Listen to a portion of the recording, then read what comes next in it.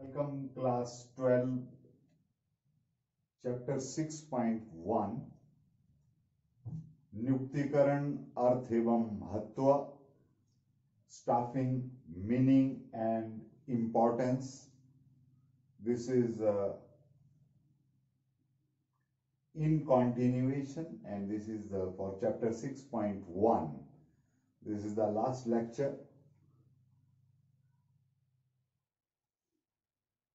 When we left during the last lecture, I announced that our next topic will be मानव संसाधन प्रबंध, human resource management. तो जहां तक human resource management, मानव संसाधन प्रबंध की बात है, तो उत्पादन के सभी साधनों, मानव, मशीन, माल, धन, इनको दो भागों में बांटा जा सकता है. एक सक्रिय भाग है और एक निष्क्रिय भाग है. तो सक्रिय भाग की अगर बात करें तो मानव सक्रिय भाग है और माल, मशीन और धन जो हैं वो निष्क्रिय भाव हैं. अब क्यों है ये? किसी भी संगठन के पास कितनी माल, मशीन और धन उपलब्ध हो, अनटिल और अनलेस उनके पास उन चीजों को प्रयोग करने वाली एक सशक्त टीम, जो मानवीय होंगे, वो ना हो तो वो ज्यादा काम की चीजें होती नहीं है. तो ऐसे में मानव वो शक्ति रहेगी संगठन के अंदर जो अंतर पैदा करती है. एक व्यवसाय के होने और एक व्यवसाय के सक्सेसफुल व्यवसाय होने में अंतर पैदा करती है. तो इसलिए मानव संसाधन प्रबंध की अति आवश्यकता है, नितांत आवश्यकता है और इस मुद्दे पर बातचीत होनी चाहिए. आइए सबसे पहले मानव संसाधन प्रबंध के अर्थ की चर्चा कर लें. मानव संसाधन प्रबंध का अभिप्राय प्रबंध की उस शाखा से है जो कर्मचारियों की भर्ती, चयन, विकास एवं उनके सर्वोत्तम उपयोग से संबंधित है. तो जो मानव संसाधन प्रबंध है, ह्यूमन रिसोर्स मैनेजमेंट, उसमें बात होती है रिक्रूटमेंट की, सिलेक्शन की, उसमें बात होती है डेवलपमेंट की. और मानव शक्ति का सर्वोत्तम प्रयोग हो, बेहतरीन प्रयोग हो, उससे संबंधित बात है ये. तो यहां पर व्यवसाय के उद्देश्यों की प्राप्ति के लिए मानव संसाधन प्रबंधन प्रत्येक कर्मचारी का योगदान सुनिश्चित करता है. अगर मानव संसाधन प्रबंध ना किया जाए और हर आदमी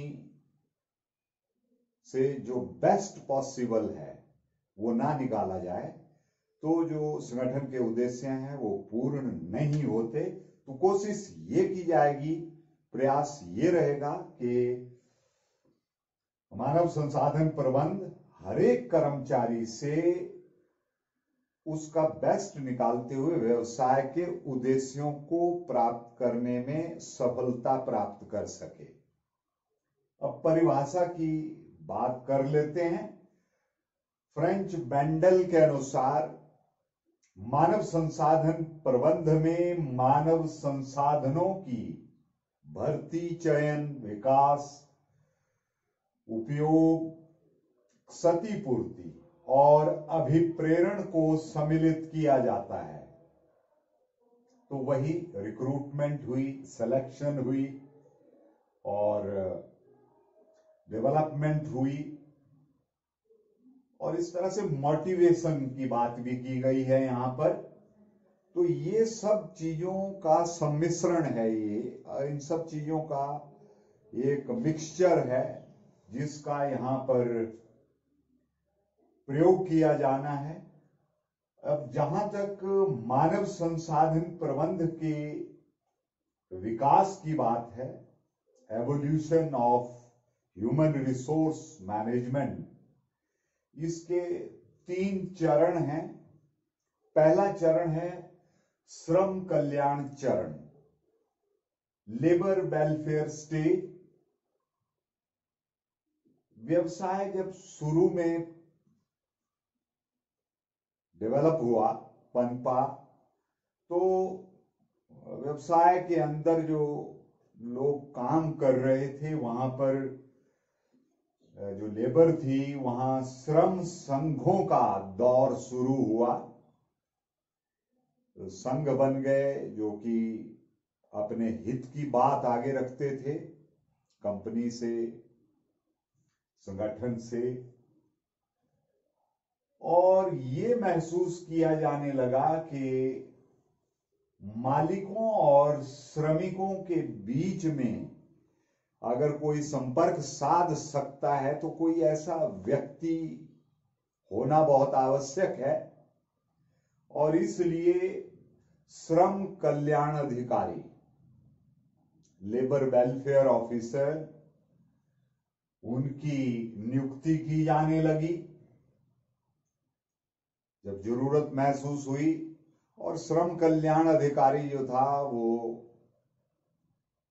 लेबर और संगठन के बीच में, मालिकों के बीच में, श्रमिकों और मालिकों के बीच में जो भी लिंक होता था उसको स्थापित करने का काम करता था या उस भूमिका को निभाता था।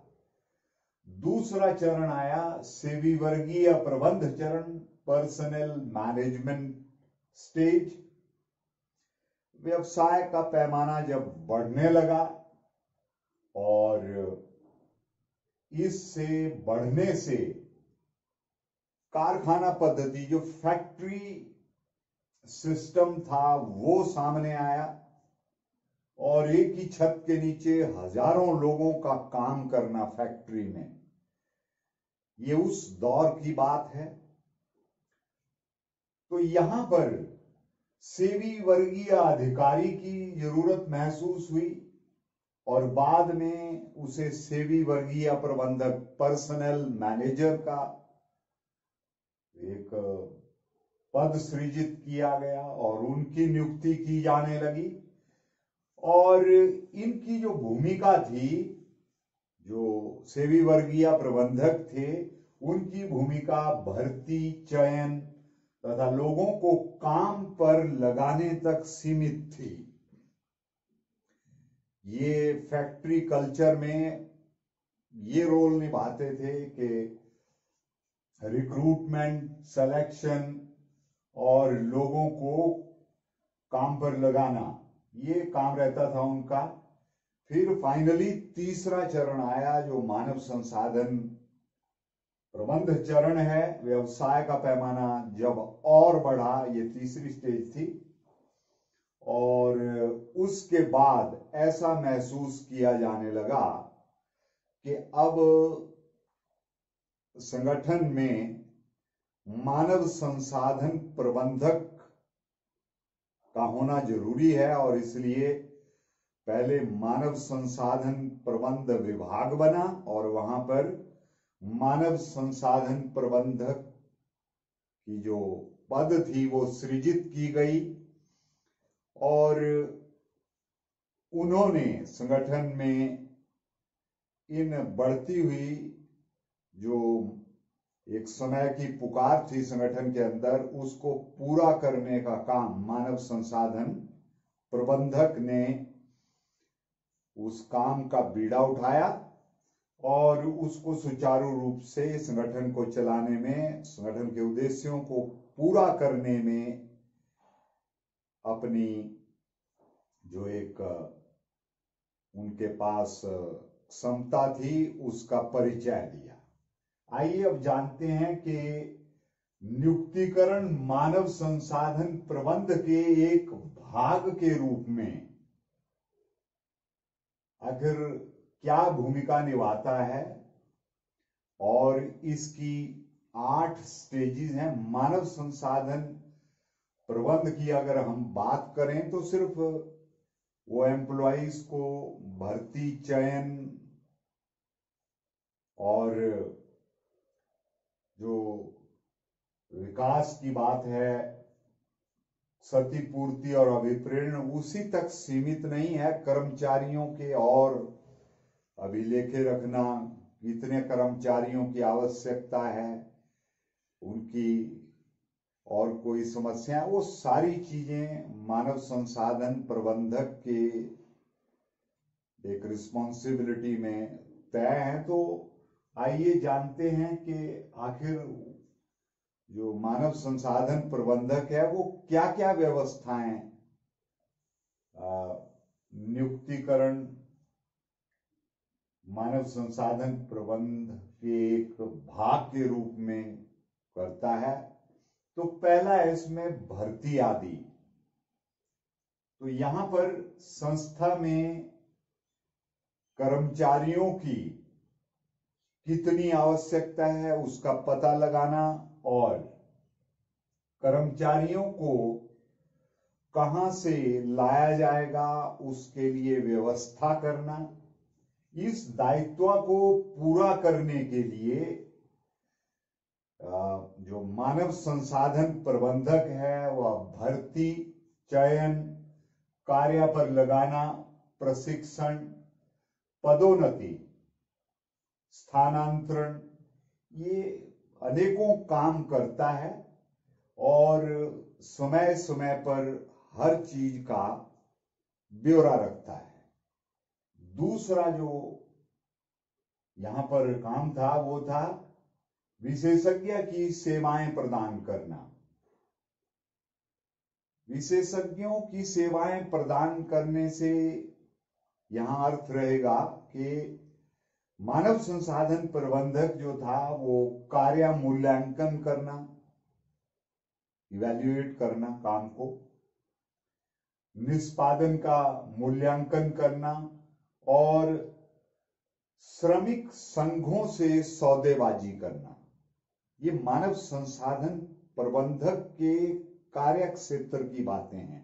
इन सब चीजों को सुनिश्चित करना और विशेषज्ञों की सेवाएं भी लेना जहां आवश्यकता पड़े। तीसरा, क्षतिपूर्ति तथा प्रोत्साहन योजनाओं का विकास करना और संगठन के अंदर जो मानव संसाधन प्रबंधक का एक और यहां पर कार्य निहित हुआ वो था किसी प्रकार की क्षतिपूर्ति, और जो भी प्रोत्साहन की योजनाएं हैं उनको कैसे विकसित किया जा सकता है उसके बारे में संगठन को, प्रबंधन को पूरी जानकारी देना और उसको दुरुस्त करते हुए, ठीक करते हुए इंप्लीमेंट करवाना, उस चीज को लागू करवाना। चौथा जो यहां पर चरण रहेगा उसमें शिकायतों का निवारण करना। जो भी वहां पर जितने व्यक्ति काम पर लगे हुए हैं उनकी जो भी शिकायतें रहेंगी उन सब का निवारण करना एक प्रबंधन और उन कर्मचारियों के बीच में एक ब्रिज, सेतु का काम करते हुए उस खाई को पाटना और उनकी जो भी शिकायतें हैं उनका एक सही हल देना, ढूंढना, ताकि संगठन जो है वो बिल्कुल स्मूथली काम करता रहे और संस्थागत उद्देश्य जो हैं वो पूर्ण हो। पांचवा था यहाँ पर सामाजिक सुरक्षा तथा कर्मचारियों के कल्याण हेतु योजना बनाना। तो सामाजिक सुरक्षा की बात भी यहां पर होती है और साथ ही साथ जो मानव संसाधन प्रबंधक है उनका ये काम रहता है इस बारे में देखभाल करना कि कर्मचारियों की पेंशन की बात है, उनकी दूसरे कई सैलरी के मुद्दे हैं, कोई और उनकी आवास का मुद्दा है। तो वो जो नीतियां हैं उनके, वो सारी उनके लिए उन सब का एडवांस में तैयारी करना कि कौन एम्प्लॉय कब रिटायर हो रहा है, वो सब चीजें देखना और उसको उस समय संगठन की ओर से क्या लाभ दिए जाने हैं, मॉनेटरी बेनिफिट्स क्या दिए जाने हैं, और ये सारी चीजें जो कर्मचारियों के कल्याण से संबंधित हैं वो सारी चीजें योजना के रूप में प्रबंधन के समक्ष प्रस्तुत करना और उनको प्रबंधन से एक किस्म से अप्रूवल लेते हुए वो उनको संगठन में आगे इंप्लीमेंट करवाना। छठा जो यहां पर उनका रहता था मानव संसाधन प्रबंधकों का काम, उसमें कानूनी पेचों से कंपनी की सुरक्षा करना। जैसे मान लो कर्मचारियों से संबंधित कोई कर्मचारी क्षतिपूर्ति अधिनियम है या कर्मचारी राज्य बीमा अधिनियम है, उन सब चीजों के बारे में प्रबंधन को अवगत करवाना और जितने भी कानूनी पेच हैं उनसे कंपनी की एक किस्म से सुरक्षा प्रदान हो, बाद में कोई ऐसा कानूनी मसला ना बने जिससे कंपनी की फजीहत हो या कंपनी को नुकसान उठाना पड़े। तो इस काम को दुरुस्त करना, ठीक करना, ये भी मानव संसाधन प्रबंधक के कार्य क्षेत्र में बात आती है और उस चीज को ठीक करना। और सातवां यहां पर रहता था कर्मचारी अभिलेख रखना, जो कर्मचारियों से संबंधित उनके अकाउंट्स हैं वो सारे मेंटेन करना कि किसको क्या दिया जाना है, कब क्या मिला, ये सारी चीजें वो उनके कार्य क्षेत्र में आती हैं और उनको ठीक से तैयार करना। और फाइनली आठवां संगठन ढांचे में सुधार करना, जो ओवरऑल स्ट्रक्चर है उसको इस दिशा में ले जाना ताकि उसमें आगे जो भी विस्तार किए जाने हैं, कुछ और नए कर्मचारी ऐड करने हैं, कितने लोग रिटायर हो रहे हैं, उनकी जगह कहाँ लाने, कहाँ से आदमी आएंगे, ये सारी जो चीजें हैं वो इन पे कड़ी नजर रखना और उसका प्रबंध करना। ये मानव संसाधन प्रबंधक इन चीजों को एक के बाद एक को ठीक करते हुए अपने काम को आगे बढ़ाते हैं और इससे संस्था के जो उद्देश्य हैं वो पूर्ण होते हैं और काम सुचारू रूप से चलता रहता है और संगठन प्रोग्रेस के मार्ग पर अग्रसर होता है। अब बात करेंगे नियुक्तिकरण प्रक्रिया, स्टाफिंग प्रोसेस के बारे में। इसके 5 चरणों पे बात होगी। जो नियुक्तिकरण प्रक्रिया है उसमें पहला कदम रहता है मानव शक्ति आवश्यकताओं का आंकलन, कि कितने व्यक्तियों की किन पदों पर जरूरत है और संगठन में उन व्यक्तियों को कहां से लाना है, और ये एक टाइम फ्रेम में काम होगा।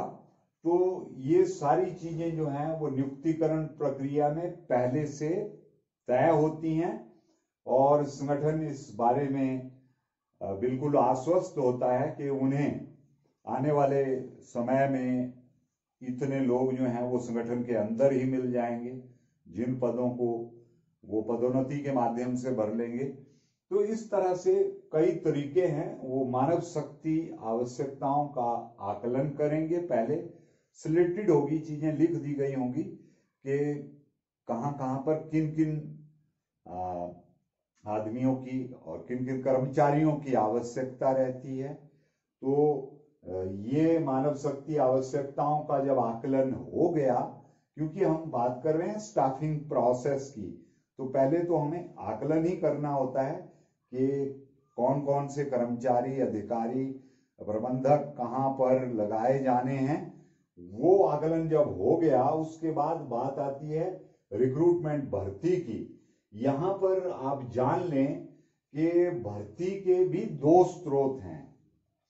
किसी संगठन में दो स्रोत रहते हैं भर्ती के, एक इंटरनल सोर्स है, आंतरिक स्रोत, और दूसरा बाह्य स्रोत है। और इंटरनल में आप देखते हैं कि ऑलरेडी जो संगठन में लोग पहले से काम कर रहे होते हैं, उन्हें पदोन्नति द्वारा प्रमोट कर दिया जाता है और हायर पोस्ट पे बैठा दिया जाता है। तो या संगठन के अंदर ही संगठन जो है वो एक ही देश में उसके अलग अलग स्थानों पर काम चल रहे हैं, तो वहां से ट्रांसफर भी किया जा सकता है। ये भी इंटरनल ही मामला है, आंतरिक स्रोत हुआ ये भी। और दूसरा है जो बाह्य स्रोत हैं, वहां से भी आप भर्ती कर सकते हैं लोगों की, कर्मचारियों की। इसमें बाह्य स्रोतों में हमारे पास नंबर एक वेटिंग लिस्ट में जो ऑलरेडी आपने कभी इंटरव्यू लिया हो, पैनल बनाया हो, तो वहां पर एक प्रतीक्षा सूची बनी रहती है। नंबर 2, यहाँ पर वर्तमान कर्मचारियों की सिफारिशें भी होती हैं, जो आपके पास ऑलरेडी काम कर रहे हैं। वो कहते हैं कि फला फला आदमी बहुत अच्छे हैं, उन्होंने नॉमिनेट किया होता है। तो दूसरे वो होते हैं। तीसरे जॉबर्स एंड आपके जो ठेकेदार हैं वो होते हैं। फिर आपके पास 4 नंबर पे ये जॉबर्स एंड ठेकेदार हुए। 5वें नंबर पे एजुकेशनल इंस्टीट्यूशंस हुए, वहां से भी आप योग्य आदमी हासिल कर सकते हैं। और छठा आपके पास विज्ञापन माध्यम है, उसके जरिए भी आप लोगों को प्राप्त कर सकते हैं। ये भर्ती करने के दो स्रोत हैं, आप जिन्हें यूज कर सकते हैं संगठन के अंदर। तीसरा है फिर चयन, सेलेक्ट करना, कि आपके पास जो आवेदक जिन्होंने जॉब के लिए अप्लाई किया हुआ है, आवेदन दिया हुआ है, उनमें से आप जितने पदों पर लोगों को रखना है, योग्य कर्मचारियों को चुनकर उनको अपॉइंटमेंट लेटर जारी करेंगे और वो लोग आपके पास जॉब करना शुरू कर सकते हैं। फिर चौथा है कार्य पर लगाना तथा अभिविन्यास, प्लेसमेंट एंड ओरिएंटेशन। तो जिन लोगों को या जिस इंटरव्यू बोर्ड के द्वारा चयनित लोगों को आप रखना चाहते हैं, उनको आप नियुक्ति पत्र जारी करेंगे और फिर उनकी आप एक जब वो आ जाएंगे संस्था के अंदर, तो उन लोगों की आप इंट्रोडक्शन करवाएंगे। ऑलरेडी जो वहां पर अधिकारी और कर्मचारी काम कर रहे हैं, उनसे उनकी बातचीत, उनका परिचय करवाएंगे, ताकि वो अपने काम को समझ सकें और सहज हो सकें उस संगठन के अंदर काम करते हुए। और ये काम हुआ कार्य पर लगाना तथा अभिविन्यास, यानी प्लेसमेंट एंड ओरिएंटेशन। और 5वां जो नियुक्तिकरण प्रक्रिया का कदम है, वो है प्रशिक्षण एवं विकास, ट्रेनिंग एंड डेवलपमेंट। तो जब आप जॉब में आ गए, तो आपको उस काम के बारे में जो टेक्निकल बातें हैं, तकनीकी बातें हैं, उनकी ट्रेनिंग दी जाएगी और साथ में उस ट्रेनिंग को लेते हुए जब आप अपने काम को अच्छे से समझ लेंगे और एक किस्म से आपका जो विकास है, डेवलपमेंट जो है, वो आपका काम में वो झलकेगी, नजर आएगी। आप अपने काम को बेहतरीन तरीके से करते हुए अपना योगदान उस संगठन के लिए देंगे। तो ये नियुक्तिकरण प्रक्रिया के वो 5 कदम, मानव शक्ति आवश्यकताओं का आकलन, भर्ती, चयन, कार्य पर लगाना तथा अभिविन्यास, और 5वां और आखिरी प्रशिक्षण तथा विकास, ट्रेनिंग एंड डेवलपमेंट। अब फाइनली मैं जो नियुक्तिकरण के 3 तत्व हैं, elements of staffing, this is the last topic in this chapter 6.1, और ये है नियुक्तिकरण के तत्व, elements of staffing. The first one is recruitment, भर्ती। अब भर्ती में क्या होता है कि जब संस्था में आपने कर्मचारी अपॉइंट करने हैं, उनको सबसे पहले आप ज्यादा से ज्यादा लोगों को आमंत्रित करेंगे कि वो उस संस्था की नौकरी के लिए अपना आवेदन पत्र जरूर लगाएं। जब वो आवेदन करेंगे तो ये एक सकारात्मक प्रक्रिया है, पॉजिटिव प्रोसेस है। इसमें आप कोशिश करेंगे ज्यादा से ज्यादा आवेदन आपके पास संगठन में आए, ताकि आप बाद में एक प्रक्रिया के तहत उनमें से योग्य कर्मचारियों को चुन सकें।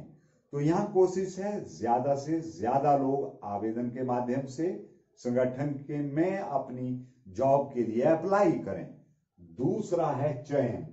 अब जिन बहुत सारे लोगों ने संगठन में जॉब के लिए अप्लाई किया है, उनमें से आप योग्य कर्मचारी और अपनी संस्था में, आपके संगठन में कितने पदों को भरा जाना है, ये देखते हुए उनमें से योग्य कर्मचारियों को छांटना, इंटरव्यू के द्वारा, कोई परीक्षा के द्वारा, मनोवैज्ञानिक परीक्षा उनके लिए आप आयोजित करेंगे। और उस प्रक्रिया में आप कोशिश ये करेंगे कि उन बहुत सारे आवेदकों में से सुयोग्य, प्रशिक्षित और जो संगठन के लिए बहुत बेहतरीन हो, उन लोगों को ही आप सेलेक्ट करें, उन्हीं का चयन करें। यहां पर लोगों को छांटने की प्रक्रिया शुरू हो रही है। ये एक नकारात्मक प्रक्रिया है, this is a negative process, क्योंकि यहां पर बहुत सारे लोग जो हैं, वो आवेदक जो हैं, वो जॉब के लिए, आपके लिए, संगठन के लिए काम के नहीं होंगे, तो उनको आप ऑफर नहीं करेंगे। लिहाजा ये एक नकारात्मक प्रक्रिया हुई, एक नेगेटिव प्रोसेस हुई। तो चयन में आप अपने काम के, उस संगठन के काम के और योग्य कर्मचारियों की खोज कर लेंगे, और फाइनली आप जो चयनित उम्मीदवार हैं उनको जॉब ऑफर करते हुए उनको ट्रेन करेंगे, प्रशिक्षण करेंगे, ताकि वो संस्था के लिए अपने काम को सही ढंग से आगे बढ़ा सकें, संस्थागत उद्देश्यों को पूर्ण करने में कामयाब हो सकें, सफल हो सकें। तो ये हुए नियुक्तिकरण के 3 तत्व, भर्ती, चयन, प्रशिक्षण। अब मुझे उम्मीद है कि आपने जो स्टाफिंग मीनिंग एंड इंपॉर्टेंस इस चैप्टर के तहत जो चीजें सीखी, you must have enjoyed it. If you don't have, you can contact me on my contact number if you have any query regarding this. That's all for the day. Stay home, stay safe, and stay healthy. See you in the next lecture in chapter 6.2. Till then, goodbye. Jai Hind.